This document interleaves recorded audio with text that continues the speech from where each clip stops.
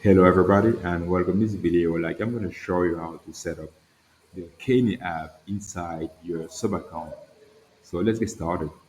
Once you search for the app at the level of app marketplace, you go at install and then allow and install. You need to provide the API key in order to get the installation going. Let's do it right away. Continue. You get success, which means the tool is already connected. In order to access the tool, you need to come here at the level of custom page. You need to search for the tool. You notice we don't have it here, so we need to refresh the app. Here we are.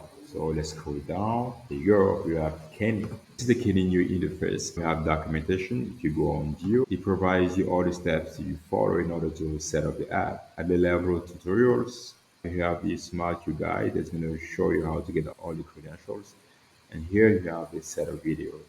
And finally, you have the state giving you the status of the app. So that's pretty much it, guys. If you ever have any question, feel free to reach our support team who's available 24/7 to answer to all your questions. Thank you for watching, guys.